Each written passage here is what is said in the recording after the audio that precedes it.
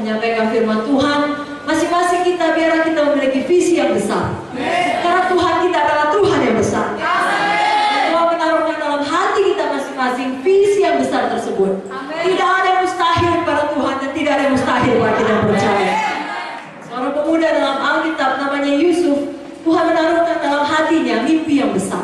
Dan kita tahu akhir ceritanya Yusuf sampai kepada mimpinya yang besar.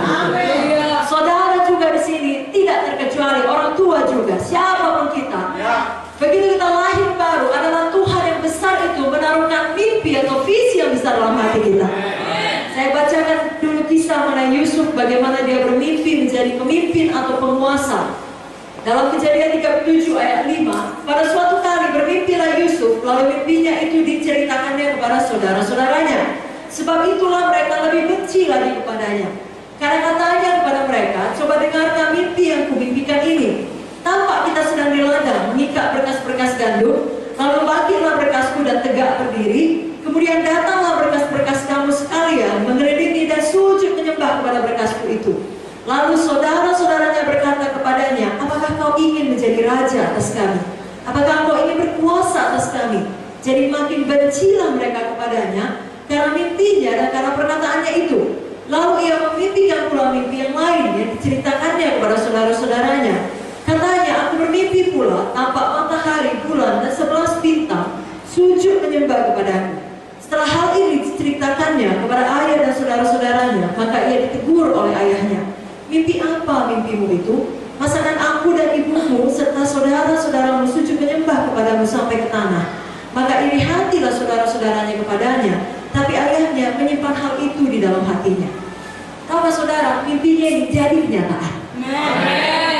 Jadi kalau saudara mendapatkan visi dari Tuhan atau mimpi daripada Tuhan, goal daripada Tuhan, walau orang-orang terdekat saudara yang seharusnya mengerti dan mendukung saudara tidak dapat mengerti, justru makin benci dan iri kepada saudara, maju terus dalam visi yang besar. Karena itu antara saudara dengan Tuhan adalah Dia yang menciptakan saudara dan adalah Tuhan yang memanggil saudara, bukan manusia. Dan kalau Tuhan memanggil, Tuhan memperlengkapi. Dan Dia akan membuka jalan di mana manusia manapun tidak dapat menutupnya. Hari ini biarlah kita punya visi besar. Dan kita tahu bahwasanya Tuhan menaruh visi yang besar itu kepada Yusuf menjadi penguasa karena ada maksud Tuhan di balik itu.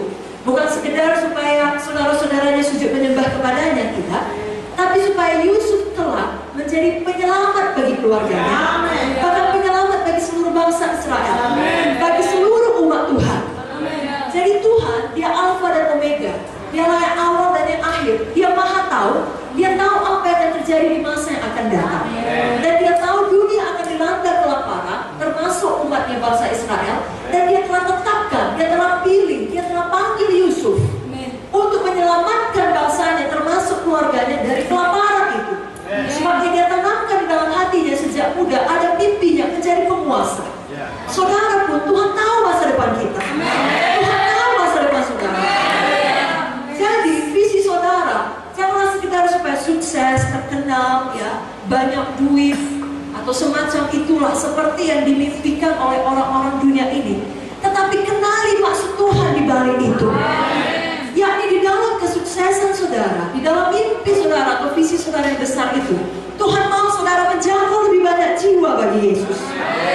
Tuhan mau saudara memberitakan Injil kepada sebanyak-banyaknya orang untuk dapat menolong pekerjaan Tuhan, karena itulah yang kekal untuk membesarkan kerajaan sorga.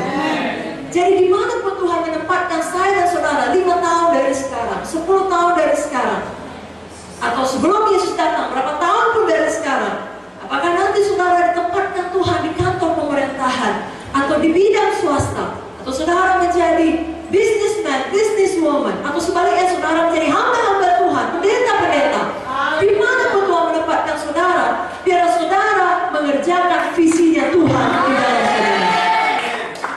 Jadi terima visi Tuhan itu. Dan visi Tuhan selalu visi yang besar. Kalau visi Tuhan adalah visi yang kecil, tidak dibutuhkan Tuhan. Justru Dia berikan visi yang besar yang kelihatannya tidak mungkin terjadi. Karena itulah saudara selalu butuh faktor Tuhan dalam hidup saudara. Sama seperti mimpi Yusuf ini, sebenarnya dengan pikiran manusia tidak tidak mungkin terjadi. Sebabnya saudara-saudaranya marah, ayahnya itu menegur dia. Kenapa? Karena dia anak yang paling muda. Setelah ada satu lagi yang lebih muda, Benjamin, lahir setelah dia. Tapi selebihnya saudara-saudaranya lebih tua dari dia. Dan menurut hukum atau adat pada waktu itu, tidak bisa dia menjadi penguasa pada yang lebih tua. Tapi Tuhan menaruhkan itu di dalam hatinya. Dia sampai bermimpi 2 kali. Lalu dia bagikan. Tapi rupanya orang-orang tidak mengerti. Hanya hal baik dari Yusuf ini, dia percaya mimpi daripada Tuhan. Saudara pun percaya sungguh-sungguh mimpi daripada Tuhan. Kalau saudara merasa tidak sanggup, justru itu betul-betul dari Tuhan. Saudara butuh Tuhan untuk itu. Misalnya kalau hari ini saudara punya uang 1 juta, lalu saudara bilang, saya mau belilah meja sama kursi. Itu gak perlu visi yang besar. Itu beli aja. Orang uangnya ada. Tapi kalau saudara ada uang 1 juta, lalu saudara punya sesuatu yang membara di dalam ini dan berkata, saya akan bangun satu gereja.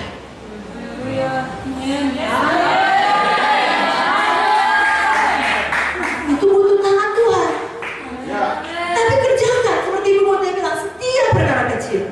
Apa yang ada di tanganmu, tongkat, dengan tongkat itu berani. Amin. Bukan tongkat itu yang mengadakan mujizat, tapi Tuhan dengan kuasanya memakai tongkat itu untuk mengadakan mujizat demi mujizat demi mujizat demi mujizat. Berapa banyak di sini percaya Tuhan memanggil dia untuk perkara yang besar? Amin. Jangan melihat ya 1 juta dari itu saja, atau dengan kata lain sumber daya kita yang terbatas. Lihat kuasa Tuhan yang tidak terbatas. Kalau Tuhan yang berjanji, dia menggenapinya. Sama seperti kisah Abraham, dikatakan dalam Roma 4 ayat 18, saya bacakan sampai 24. Sebab sekalipun tidak ada dasar untuk berharap. Semua berkata tidak ada dasar untuk berharap. Namun Abraham berharap juga dan percaya bahwa ia akan menjadi bapa banyak bangsa.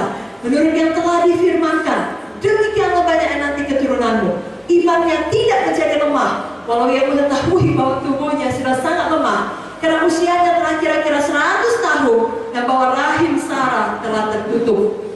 Katakan lagi 100 tahun. 100 tahun. Rahim Sarah telah tertutup. Jadi tidak ada dasar untuk berharap. Biar firman Tuhan hari ini dapat memberikan kepada saudara petunjuk dan hikmat. Bahwa saya untuk mencapai panggilan Tuhan seperti firman Ibu Mote harus berkorban. Kalau kelihatannya tidak cocok situasi ini, tidak ada dasar untuk berharap. Tapi karena Tuhan yang berkata, itulah dasar saudara. Maka Abraham percaya juga, saudara juga anak-anak Abraham percaya juga.